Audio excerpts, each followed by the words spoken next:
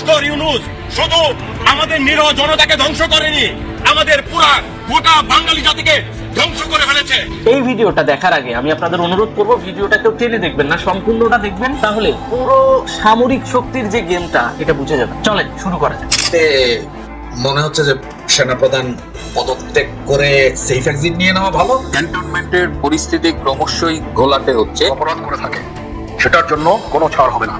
এই বিচারিক প্রক্রিয়াকে নষ্ট করবেন না। ওই ঘুষখোর ইউনূস সারা রাত ঘুমাই নাই বঙ্গবন্ধু সৈনিক বলে, আম্মাজানকে ভালোবাসি বিদায়, কখন রোমাতে যাব এই কারণে ঘুম চোখে আসে নাই। ব্রেকিং নিউজ প্রিয় দর্শক, বাংলাদেশের ক্যান্টনমেন্টে সেনাবাহিনীর মাঝে টান টান উত্তেজনা বিরাজ করছে। দীর্ঘদিন পর এবার বেরিয়ে আসলো ভয়ঙ্কর গোপন তথ্য। কেন সেখানে এমন টান টান পরিস্থিতি সৃষ্টি হয়েছে, আজকের এই ভিডিওটি সম্পূর্ণ দেখলে সকল গোপন তথ্য জানতে পারবেন। সেই সাথে আপনারা জানেন যে ডক্টর মোহাম্মদ ইউনূস ইতালি সফরে গিয়েছেন, সেখানে আওয়ামী লীগ নেতাদের তোপের মুখে পালাতে বাধ্য হয়েছে। এবার সেখান থেকে আওয়ামী লীগের একজন নেতা এমন একটি জ্বালাময়ী বক্তব্য দিয়েছে যেটা সোশ্যাল মিডিয়ায় মুহূর্তেই ভাইরাল হয়ে পড়েছে। তিনি স্পষ্টভাবে দাবি করেছেন আন্তর্জাতিকভাবে আওয়ামী লীগের নেতাকর্মীরা রয়েছে। প্রিয় দর্শক, তিনি আরও কি বলেছেন আজকের এই ভিডিওটি সম্পূর্ণ দেখলে গুরুত্বপূর্ণ তথ্যগুলো জানতে পারবেন।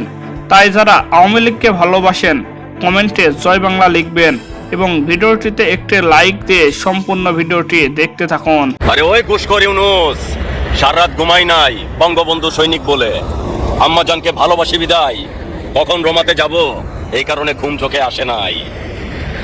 একটা কথা মনে রাখবি, চোরের বাচ্চা চোর, আমাদের লাল সবুজের পতাকাটাকে বাংলার মাটিতে কখনো মিশিয়ে দিতে পারবি না। কারণ হলো এই বাংলাদেশের মেইন কর্তা হলেন বঙ্গবন্ধু শেখ মুজিবুর রহমান।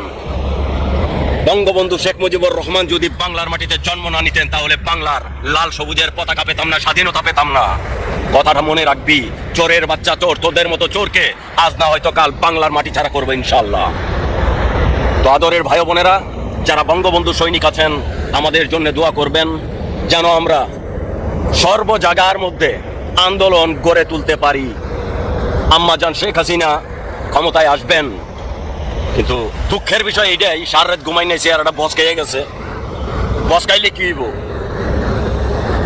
সবুরে মেয়া ফলে একটা বলে ইতিহাসে উন্নয়সি। তো আল্লাহ কইরিয়া যদি কোনোদিন পরিশ্রমের ফলাফল পাই, বাচ্চা থাকতে আল্লাহর কাছে লাখো শুকরিয়া জানাই, ধন্যবাদ জানাই। ভিডিওটা বঙ্গবন্ধু সৈনিকেরা শেয়ার করে দেবেন। ঘুষখোরের মুখের মধ্যে যেন ডিম মারতে। এই ভিডিওটা দেখার আগে আমি আপনাদের অনুরোধ করব, ভিডিওটা কেউ টেনে দেখবেন না, সম্পূর্ণটা দেখবেন, তাহলে পুরো সামরিক শক্তির যে গেমটা এটা বুঝে যাবে। চলেন শুরু করা যাক।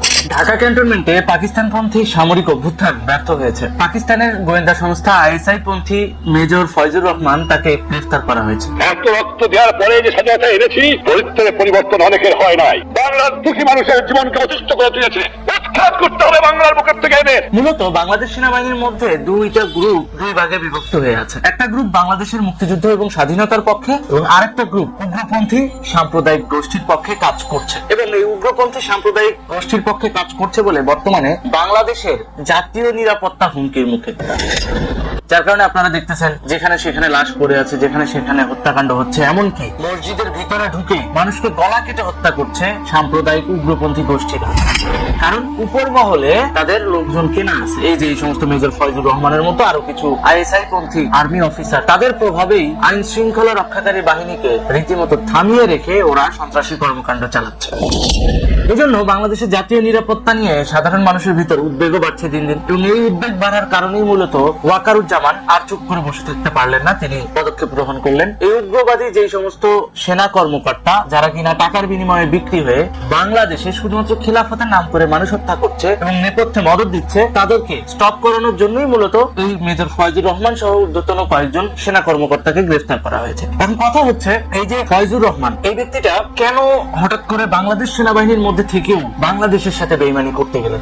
এখানে একটা আন্তর্জাতিক রাজনীতি কাজ করছে, যেটাকে আমরা বলি কূটনীতি। গোষ্ঠীটার কাছে তখন বিপুল পরিমাণে অর্থ আসা শুরু করলো। সেই অর্থের একটা অংশ ব্যয় হতো এই উগ্রবাদী গোষ্ঠীকে সামাজিক পর্যায়ে পেট্রোনাইজ করার স্বার্থে। কেননা যদি সামাজিক পর্যায়ে উত্তাল না হয় তাহলে এদের মানবাধিকারের ব্যবসাটা থাকতেছে না। ঠিক তেমনি আরেকটা অংশ অর্থ ব্যয় হতো আর্মিদের ভিতরে। যে আর্মিদের ভিতর ব্যয় করা হতো, যে মানুষগুলোকে দেয়া হতো, তার মধ্যে এই যে মেজর ফয়জুর রহমান তিনিও একজন। যে 6 কর্মকর্তা রিসেন্টলি পাকিস্তানে গিয়ে দেখা করে আসছে, সেই 6 কর্মকর্তাও কিন্তু এই ফান্ডের একটা অংশ পেত। সুতরাং বুঝতেই পারছেন কিভাবে বাংলাদেশের ভিতরে টাকা পয়সা ছেটানো হয়েছে। কিন্তু এখানে একটা মাত্র বাধা ছিল শেখ হাসিনা, কারণ শেখ হাসিনার ইমেজ ছিল অনেক শক্ত, বঙ্গবন্ধুর সন্তান, সেই হিসেবে তার একটা বড় ইমেজ আছে। তো কি করতে হবে, শেখ হাসিনার ইমেজকে নষ্ট করতে হবে। তো শেখ হাসিনার ইমেজকে নষ্ট করার জন্য ওরা কি করলো, সর্বপ্রথম শেখ পরিবারের লোকজনকে হাত করা শুরু করলো। ডে বাই ডে তাদেরকে অর্থায়ন করা, বিভিন্ন ধান্দাপানি করে পয়সাপাতি খাওয়ায়া তাদেরকে নিজেদের হাতে নেওয়া। পিটারাসের সাথে সব থেকে বেশি যারা একটু ঘনিষ্ঠ ছিল অধিকাংশই শেখ পরিবার। এই শেখ পরিবারকে হাতে রেখেই মূলত শেখ হাসিনার তথ্যগুলো বাইর করা হতো। এছাড়াও ছাত্রলীগ, যুবলীগ, এই সমস্ত উইংসে এই সমস্ত পশ্চিমা গুপ্তচর তো থাকতো। এই সমস্ত পশ্চিমা গুপ্তচর প্রত্যেকটা আপডেট সেনাবাহিনীকে দিত, মেজর ফয়জুর রহমানকে দিত, 6 জন সিনিয়র সেনা অফিসার আছে তাদেরকে দিত। তারাও কি করতো, সেই অনুযায়ী গেমটা সাজাই। একদিকে সামাজিক পর্যায়ে আইন শৃঙ্খলা অবনতি হতো, অন্যদিকে প্রশাসনিক কাজে হস্তক্ষেপ করে তাদেরকে থামিয়ে রাখতো, অর্থাৎ সেনাবাহিনীদেরকে পুতুল বানিয়ে রাখতো এই সেনা কর্মকর্তাগুলো।